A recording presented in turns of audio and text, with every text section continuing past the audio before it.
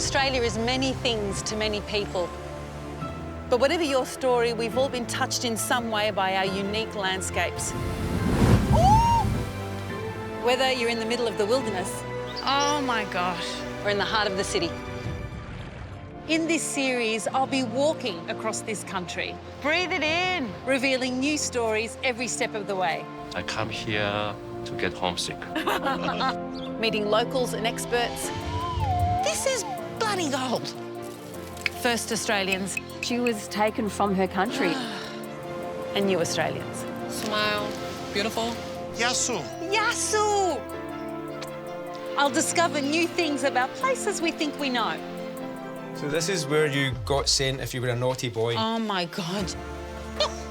There are some things we can only discover when we ditch the car and take it slowly. In this episode, this is one of my favourite views. I'm discovering the real heart of Melbourne by tracking its meandering river. The city we live in just has so many fascinating stories. I'm the person who's always going, why? So join me. My step counter is going into overdrive, but you can just sit back and enjoy the views. Just stunning. Or maybe you'll decide to follow in my footsteps. I'm Julia Zamiro, and this is Great Australian Walks.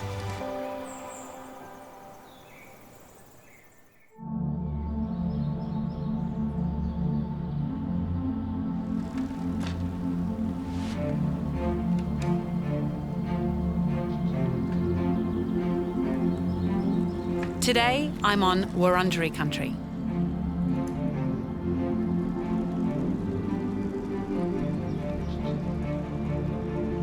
I'm in Melbourne, walking the main Yarra Trail, a 33-kilometre track that meanders alongside the Yarra River, or Birrarung. Central to Melbourne's identity, the Yarra is one of Australia's iconic waterways and has a spiritual and cultural significance for local Indigenous communities. I'm going to walk the last part of the trail today, starting at the Fairfield boat shed, through to Yarrabend Park, past Dyke Falls to Richmond. Then I'll cross the river at the Morell Bridge before cruising into the heart of Melbourne.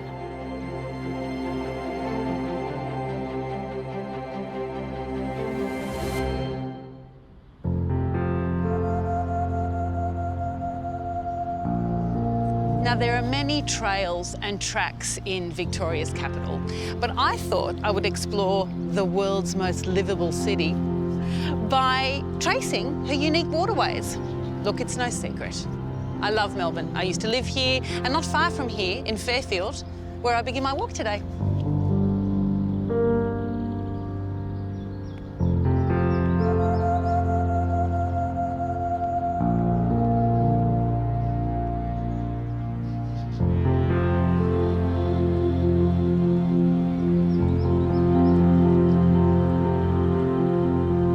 This is one of my favourite views in Melbourne. Look at that. You could literally be in the middle of nowhere and it's so quiet. It's beautiful.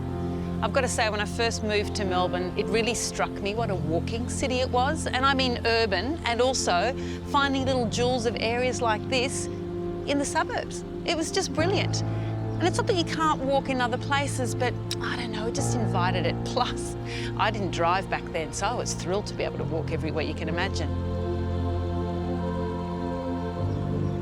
I moved to Melbourne to go to acting school, and then my first job out of there was performing in high schools doing Shakespeare, teaching the kids about the Bard. It was one of my top 5 jobs ever, and actually, I'm off to the theatre now.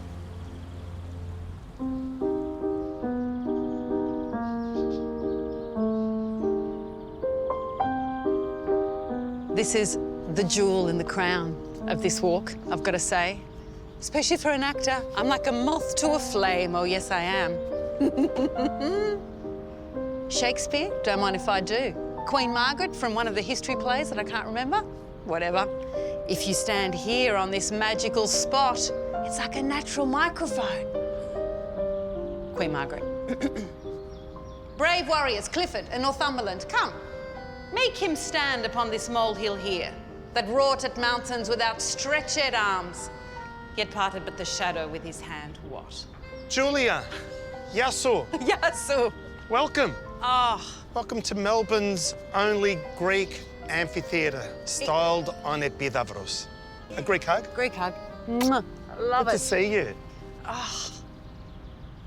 in terms of the wider Greek community, like where does Fairfield sit in that? How big is the Greek community in Melbourne? It's, well, we'd say it's between 250 to 300,000 in Melbourne, people of Greek background.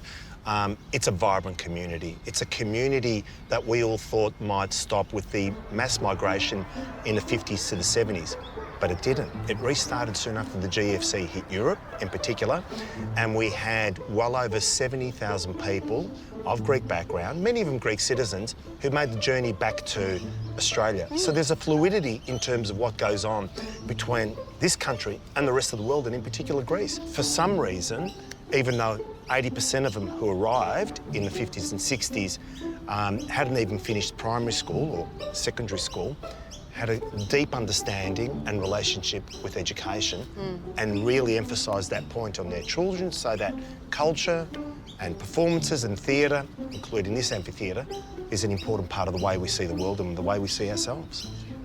How did it come about? It's a fascinating story. It's a story based on the cosmopolitan and multicultural fabric of our city.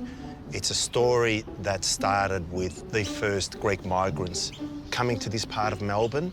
It's a story about taking these blue stones from those very streets and bringing them here. Where are the stones from? Fairfield, this very area. Oh, right. So they've been derived from the streets, built through a program basically to give employment to people who are unemployed.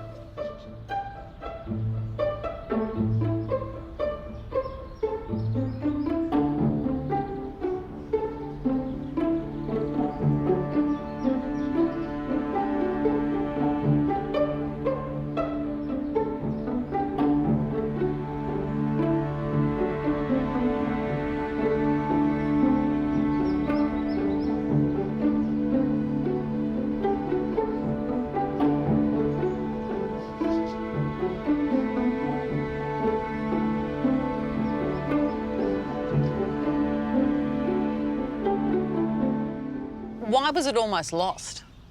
There was a decision made to carve up parts of the amphitheatre, meaning the infrastructure supporting it. But that's an important part of it, because within that other part of the amphitheatre, that is the buildings adjacent to it, is where all of the equipment is housed, because this is Victoria's only professionally outfitted amphitheatre. I've always walked around here. I know this park really well, and you know, when there's no one around, as you saw earlier, I like to get into the middle there and do a little bit of a speech by myself. But shows happen here, don't they? All the time. All the time. What In kind? fact, not just even small shows, big shows, 8-hour theatre productions. Oh, Homer's Iliad, the reading of that, 8 hours straight, that's something that you can't miss. love it. This is the place that first Greek-Australian actors cut their teeth on. A number of Greek theatrical productions were run here. In fact, within weeks of saving this amphitheatre, the Greek community of Melbourne hosted a theatre performance, a sellout performance, of Greek-speaking migrants, recent migrants from Greece who put on their own theatrical production. So it's transporting another world into Melbourne and giving us a glimpse in terms of what's out there. It's a beautiful experience because you can hear nature, Mother Nature beside you as the performance transcends upon, you know, the dusk of Melbourne. And it's a great way for people to come together because although you're in the centre of the city, you feel like you're actually miles and miles away from civilization. And it transcends you to a different place. And it was worth the fight. Oh, absolutely. It was worth the fight. Bill, thank you so much. Afaristo. Barakalo. Spoken like a true Greek. Thank you. Have a Yassou. great day. Yassou!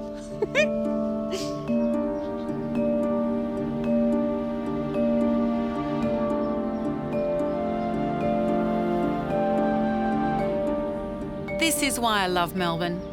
Where else would you find an outdoor theatre built with Australian bluestone to nourish the cultural lives of the suburb's Greek migrants?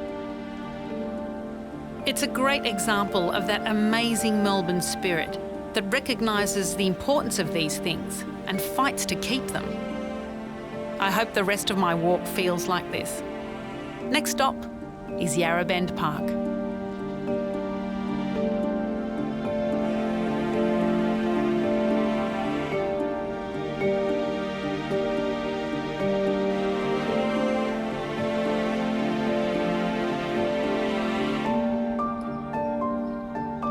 I did this walk a lot when I was in Melbourne to do a TV show just out of one of their lockdowns. And we were still wearing masks, so I was walking around here and everyone had their masks on. Everyone was following the rules, and it's so lovely to be here now by this water, no mask.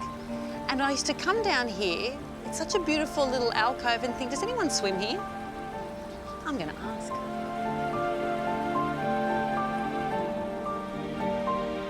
My curiosity to find out if people swim here has led me to the Yarra Yabbies, a group of intrepid bathers who often use this spot to cool off. I'm Julia. Marie-Louise. Hello. Hi, Julia, I'm Ian. Hi, Ian. I've often come past this spot and thought, would I swim here? And I'm just wondering, do you swim here? Certainly do. Do you? As part of what? As part of the Yarra Yabbies, that was a group that started last year in lockdown in July. Are you swimming today? Unfortunately, we're not, because there's E. coli in the water. Right. So we're being very sensible, even though we very much want to have a swim. Most people's reactions when they look, you swim in the Yarra? Isn't it dirty and isn't it dangerous? Those are the two things that come up. About half the time you can swim here. And that's pretty good. Which is pretty good. And the reason when you can't is when there's been a storm and you get a flush of pollution out of the tributaries, Merri Creek, Darabin Creek. Stormwater is what it is, dog poo, other pollutants. Yeah. But normally 2 to 5 days after the flood you can get back in. So it's pretty quick. Yeah. And it's also amazing that back in the 1970s, the water quality was really bad. Yeah, yeah. When Melbourne was all full of sewer, it wasn't sewered. You had a lot of septic tap systems that leaked. That's Even all in been the replaced 70s? in the 70s, Oh my yeah. So the God. 70s was really, the worst time for the river was the 1870s. The next worst was the 1970s. And that water quality was really poor, but Melbourne Water have now sewered most of the city. The water quality has spectacularly improved.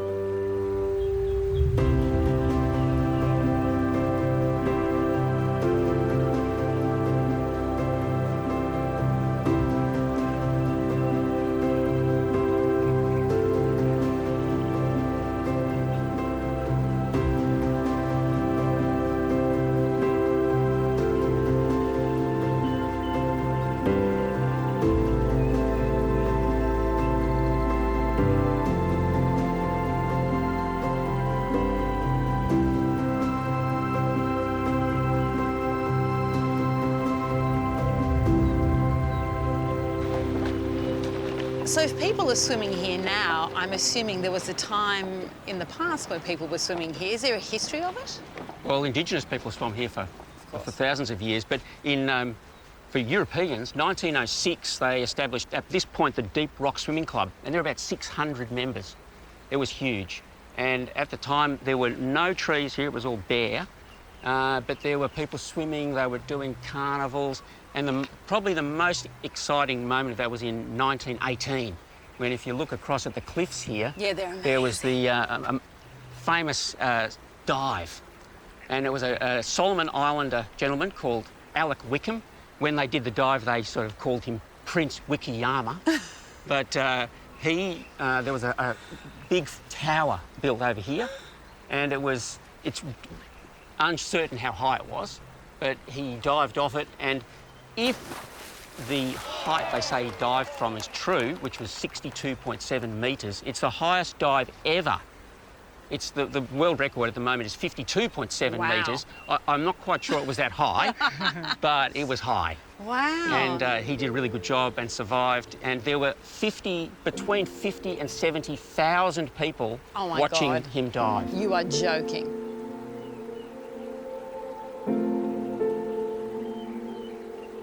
Hi, Yarra Yabbies. Hey, Julia. Oh, this looks like a fun group. I want to be part of it. Yep. I'm so thrilled to know that about this beautiful spot. It's gorgeous. Maybe next time, 7 a.m. Would I? Maybe I would. Okay, I'm off to Dights Falls. See you.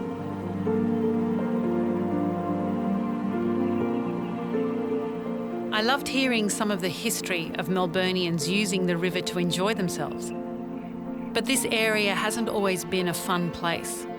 About 150 years ago, this was the site of what used to be called a lunatic asylum. Right here once stood a prison for thousands of Melbourne's most vulnerable people. I think that's an interesting thing. This one piece will make 52 layers. Watch on mobile devices or the big screen. All for free. No subscription required.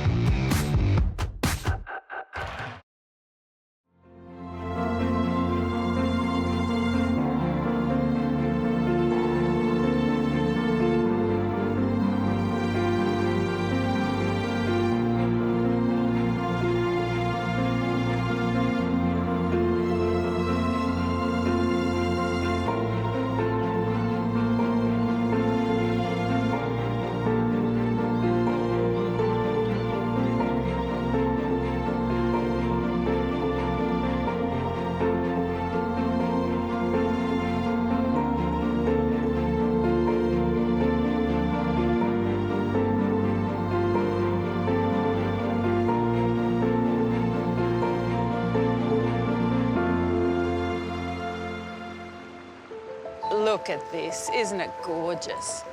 And there's not many people here today. That's my favourite kind of walk. Why am I telling you? I don't want you to come down here and ruin my walk. I'm joking. Look at this. This is nice. There's a gate. I don't know who it's keeping out. A little seat down there for a little reflection, a little contemplation. Take it. Take those moments of contemplation. Look at this. This is good. Come on, magic. Look at this. If I could draw, I would. If I could paint, I would. Instead, I'll just use my eyes and take it in.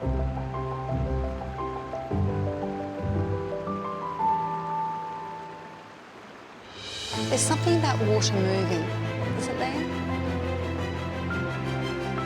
It's always nice when a river runs through it. That's a film I haven't seen.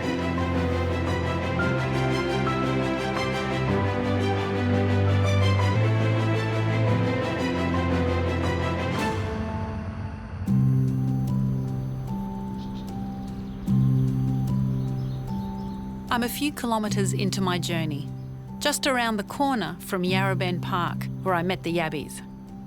I'm on my way to Dights Falls, where the Merry Creek meets the Yarra. It's a spot that has a rich history for both first Australians and new Australians.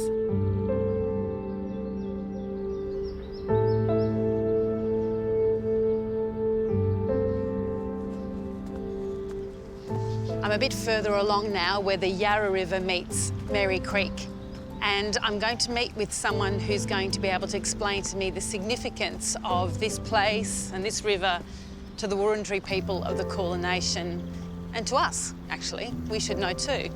And I'm meeting him at a place called Dights Falls. I mean, can you believe it? There is a waterfall in inner city Melbourne.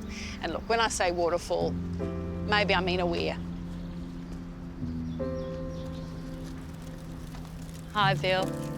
Hi there, Julia. I'd like to welcome you to my country, Wurundjeri or Wurundjeri country, right next to our amazing symbol of our connection to country, the Birrarung or the Yarra River. So by walking through the smoke, you're symbolising the cleansing of what we call Murup, your spirit, and also what we call Murup Bik, which is a spirit of country. I'll just play the clapsticks, just to let the ancestors know we're here in respect.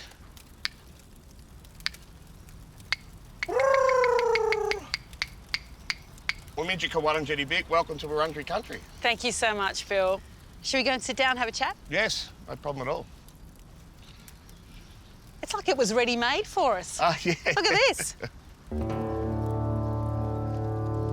This is such a beautiful area. Tell me about this place and this river and why it's important to the Wurundjeri. Yeah, well, first of all, we're on the Birrarung. Birrarung, I've seen a few translations of it, the water flowing through mist, or the Misty River.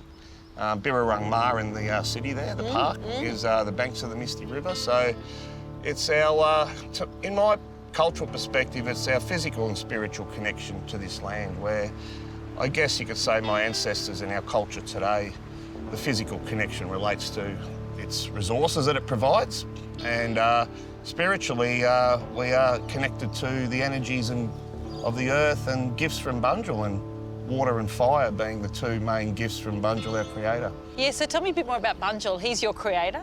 Yes, represented by the great bird of this land, the wedge-tailed eagle.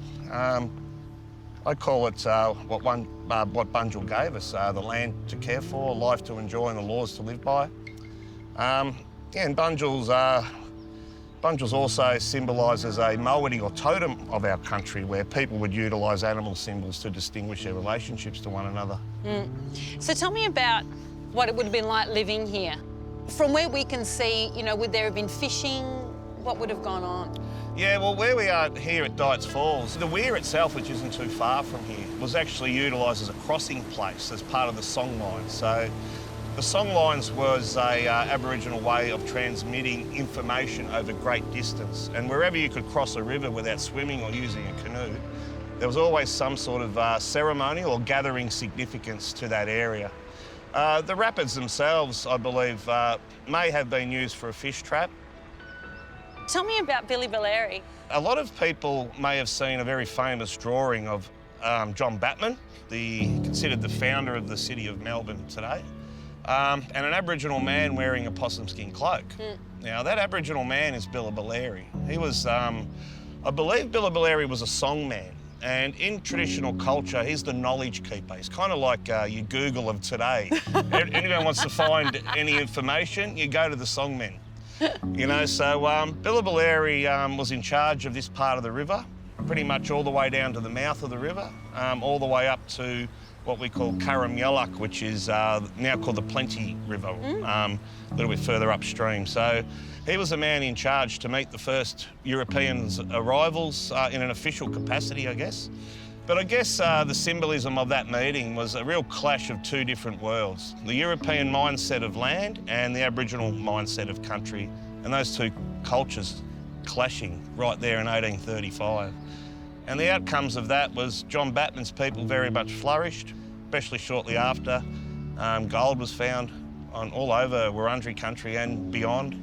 And our people were pushed very much to the fringes of that early city now called Melbourne. So I always found it quite interesting that Melbourne was almost called Batmania, which would have been, I can't help laugh when I think about that. Imagine travelling overseas and people ask you where you're from. Batmania. Batmania? Yeah. What about it? Yeah, it'd be a bit, yeah.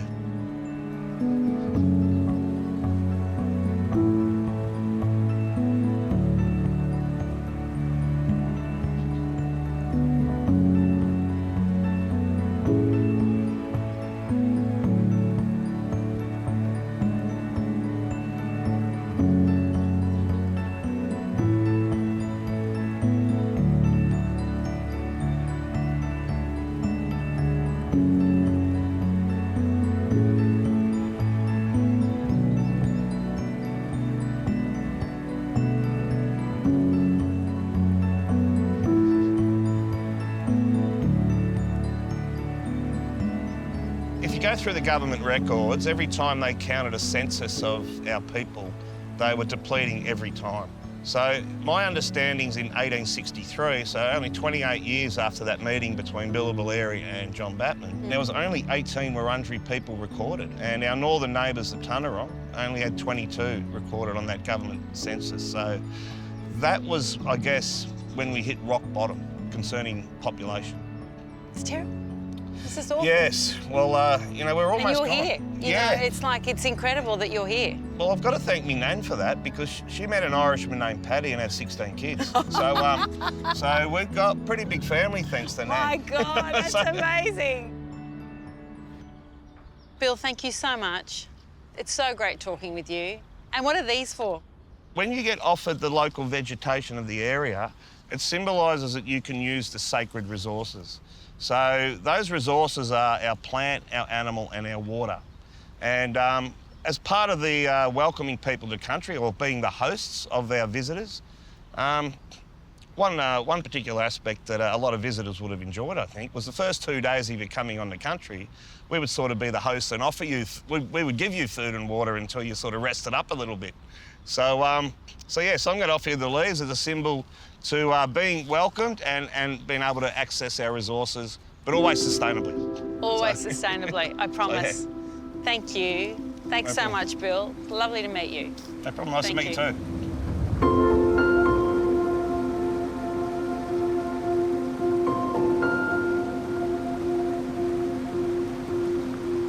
Can you hear it? Oh, that's more than a weir. That is a fall. Dights Falls. That's what Uncle Bill was talking about. Wow. Okay, well, cascade? Gotta call it a cascade.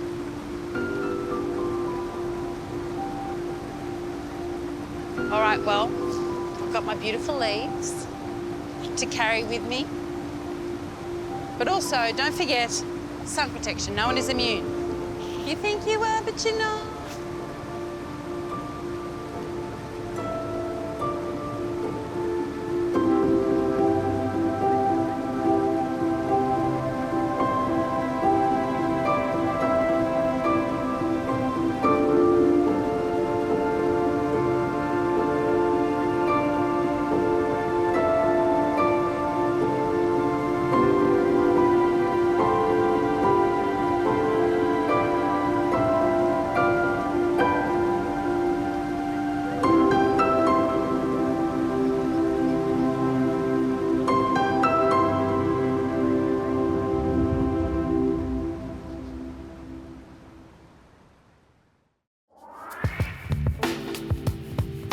So far, I've explored some of Melbourne's beautiful swimming holes and looked at the significant meeting of waters. Now I'm about to head down to inner city Richmond, which has in recent decades become home to a bustling Vietnamese community.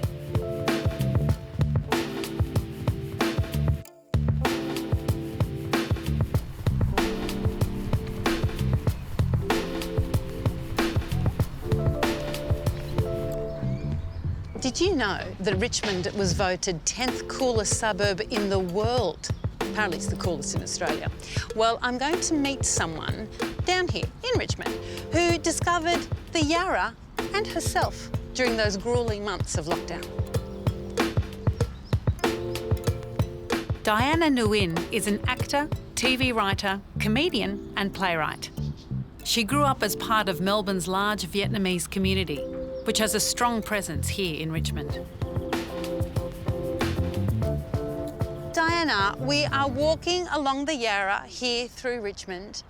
And as an artist, what was lockdown like for you? Can you believe it was the best thing that ever happened to me? All right, stop right there. What do you even mean? I realised that I had worked myself to the ground. As you know, when you do shows, you're in production, there's a momentum. Yeah. And I didn't know when it was going to stop. And when COVID said stop, I was like, thank God. And it really saved my life. It really stopped the engine. Wow. Yeah. And where does that come from, that thing to just keep working all the time? Oh, Vietnamese refugees. Yeah.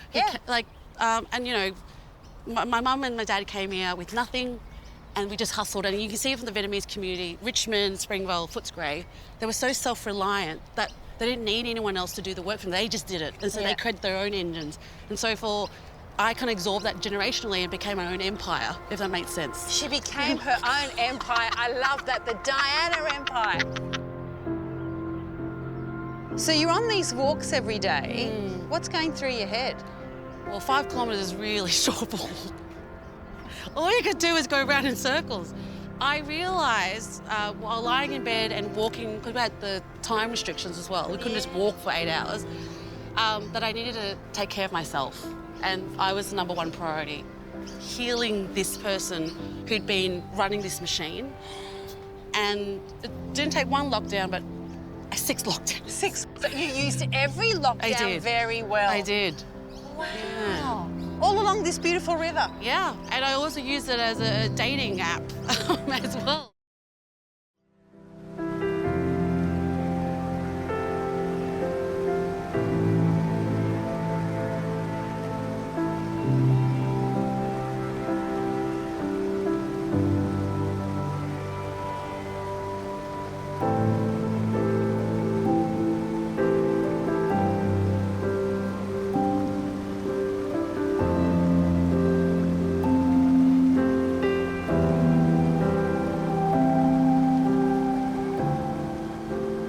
parents, what's their story?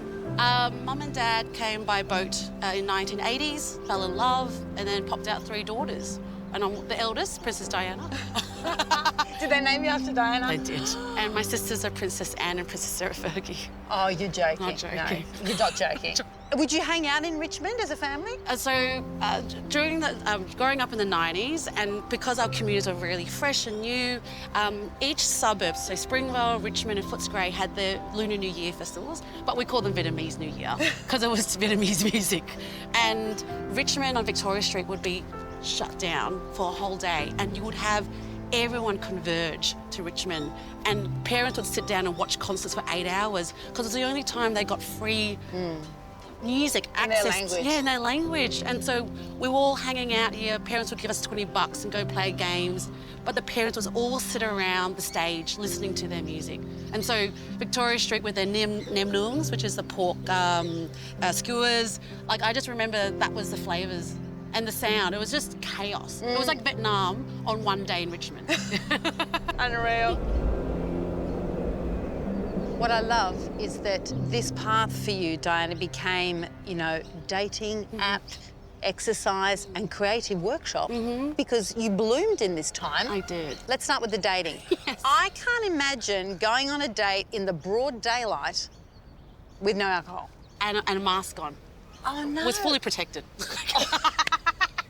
And so how long does it take? Like, how would you do it? Would you give them an hour? Were you like, oh, if we walk from that bit to that bit? Well, you knew certain parts of the Yarra ended, and so you knew when to walk back.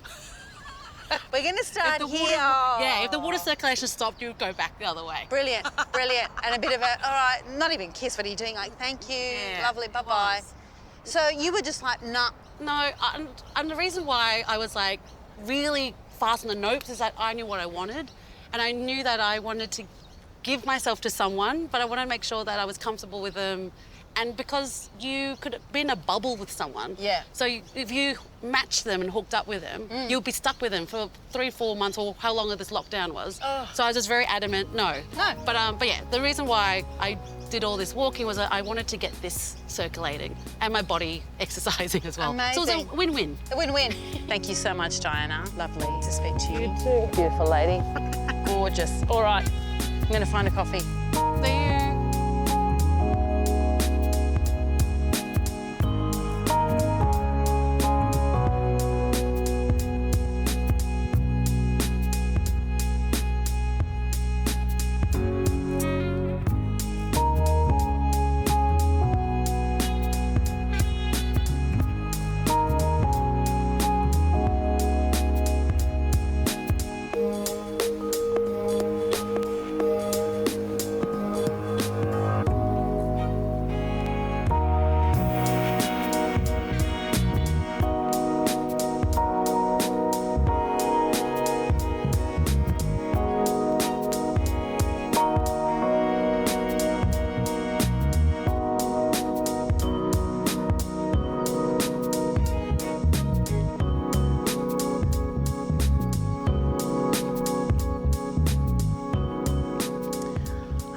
I feel very invigorated by talking with Diana about how she kind of found meaning walking.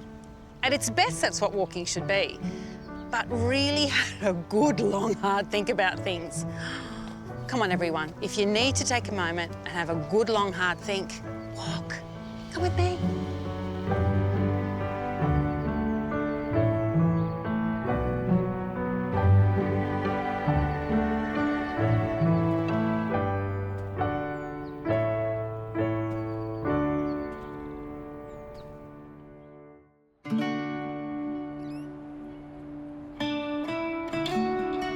I've walked 13 kilometres and I'm pretty much near the end of my journey.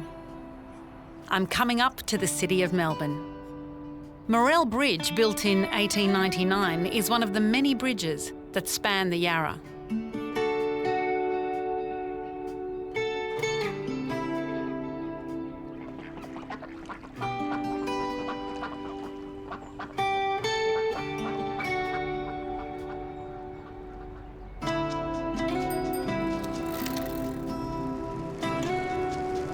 Still by the river. Over there, the fabulous MCG, Amy Park, Rod Laver Arena, and where the 1956 Olympics were held. Incredible. Actually, when I first moved to Melbourne, everyone said to me, you've got to pick an AFL team. I thought, sure, I'll be in that. But you can't have Carlton, Collingwood, Essendon or Richmond. So many rules. Just been to Richmond. So I said, all right, well, how about...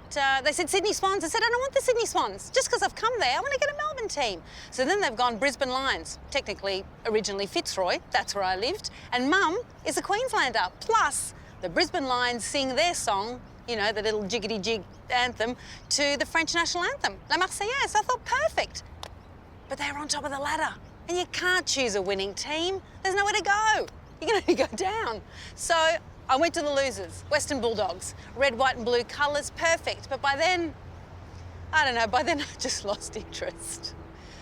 I used to get my kicks up here at the Arts Centre. You can just see the spire. That was for me, that was the stadium for me. The arena, the theatre.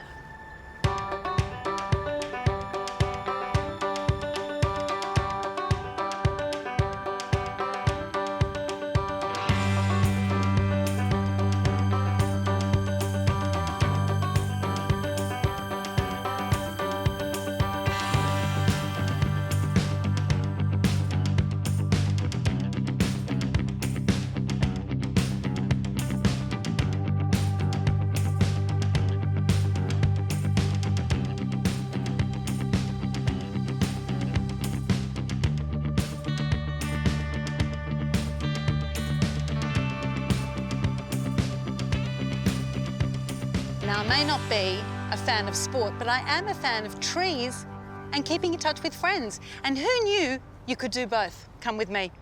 In Melbourne, 70,000 trees, they've all been mapped out. And on this fabulous website, Urban Forest Visual, you can find a tree, and if there's been some damage to it, you can email the tree, well, you know, obviously the City of Melbourne, and tell them about it. So you go on this fantastic website and you look for the tree, and this is a juvenile tree, it's a green tree, you press it and then you can email the tree. Now this is a lemon-scented gum, but when you email it, well, the people of Melbourne started to actually address it to the tree, not the council. Isn't that gorgeous? For example, dear Moreton Bay Fig, you are my favourite tree because you are a native, standing proud in a cultivated English garden of colonising trees. Isn't that great? Or this one, I'm confessing something very dear to me. I've fallen in love with 1583182, which is a different tree. I also feel guilty for cheating on 1023379, but yet I justified it on the fact that 1023379 is expected to die in under a year. I mean, it's just beautiful stuff. And the gorgeous City of Melbourne were applying and often saying, thank you very much. So, what a beautiful thing. I'm going to say it again, only in Melbourne. And this is a lemon-scented gum.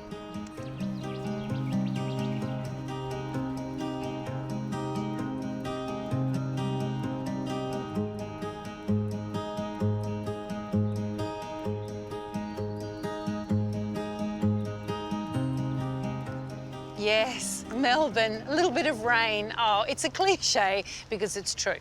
Now, whenever I'm in a city where there is a river, I have to get on it because it's such an amazing perspective. I'm meeting my next companion in some kind of floating device. Hello, Julian. Great to see you. Can you believe it? It's a Julia and a Julian. It couldn't be better. The Jules Show. Well, welcome aboard. Thank you. Let's turn those walking legs into sea legs. I love how confident you are about me getting on and not hurting myself. This is Matt, our skipper. Welcome. Hello, Captain Skipper.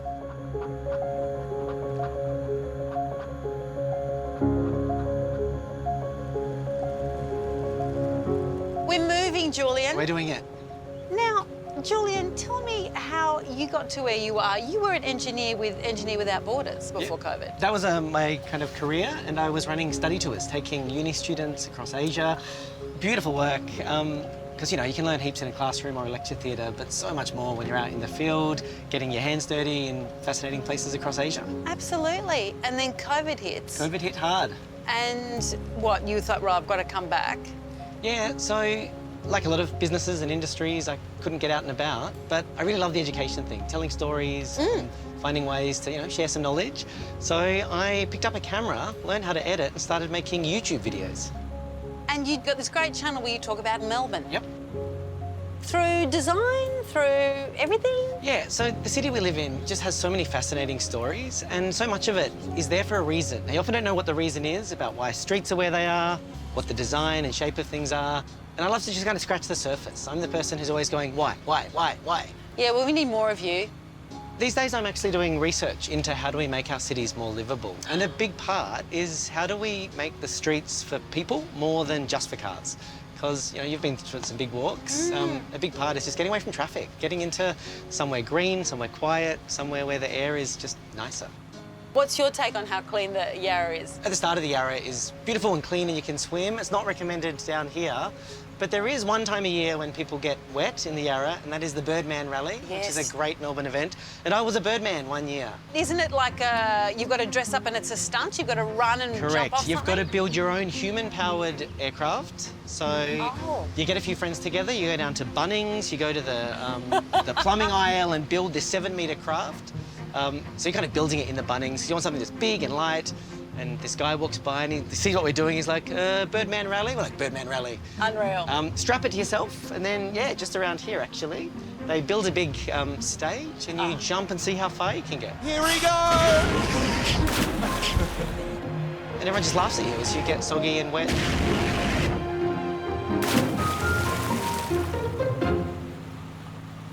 This is one of those moments, Julian, where I just for 5 minutes feel like I'm in Paris. Yeah.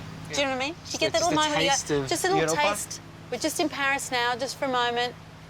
But we're in Melbourne, which is just as good. I think Melbourne's Actually, just as good. I think Melbourne's just as good. Now, apparently Melbourne has a flag. Melbourne does have a flag, so I'm interested in design, and there's no bigger place that design comes together than flags, and it's awful. So one of my little hobby horses is I think we should all come up with a new Melbourne flag. So what does the flag look like?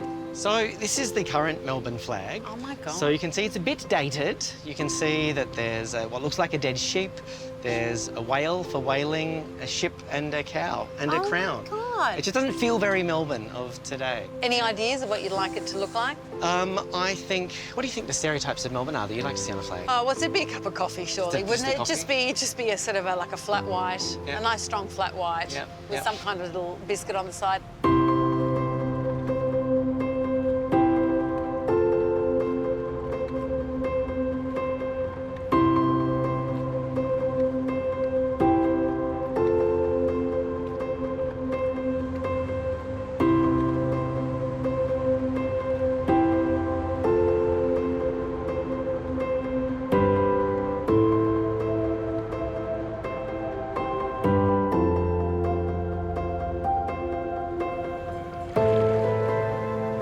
Oh my God. Okay, so this is my favourite thing. I love Fed Square. Tell me something about Fed Square I might not know. So, Fed Square exists because Melbourne was designed and didn't have a town square. And a lot of Australian cities don't have these historic town squares. And that's by design. So when the original designers were putting together Melbourne, the governor at the time said, do not put in a public meeting place, because that's where protests happen. That's where democracy happens.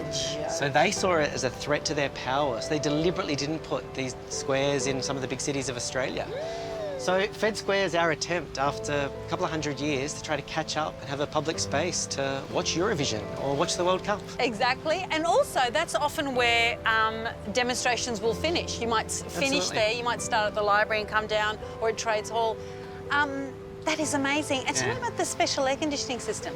So Fed Square itself is unusual. It's built over rail lines, so it holds a lot of things like the gallery, like the Australian Centre for Moving Image. So it's a challenge. You've got all this expensive stuff, and they built it on a series of springs. So as the trains run through, it doesn't shake all the artwork. And then other parts of the design is to cool a massive space like that, is they've got a passive air conditioning system. So this cool air comes in from the Yarra, there are vents on the side, and it goes through this labyrinth, this big thing of concrete, so the air cools, and then they can just pump it inside Fed Square. It's amazing. Thank you, the Yarra, for doing that. I love Fed Square. Isn't it a beautiful part of John the city? Clark, the most brilliant late comic, once said about it. They asked him, what do you think of Fed Square? And he said, I think it's only fair to comment once it's finished. So we're going to leave you with an iconic part of Melbourne's art scene. If you want to jump out here and continue your journey. I will. I'll jump out here. Thank you, Julian. Been a real joy. Oh, so lovely. But I've got to keep going.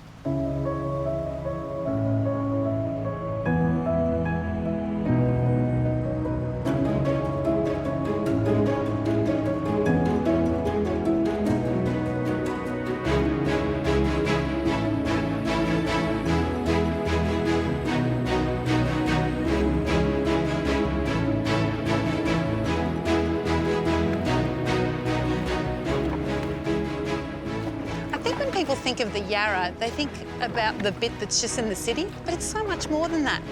Walking through all those neighbourhoods, it's a place for reflection and community and connection. And whether you live here or you're visiting, come on down. Come down to the river. Have a swim, have a little bike ride, a walk, have a row if you've got it in you. Because honestly, all of this is in walking distance.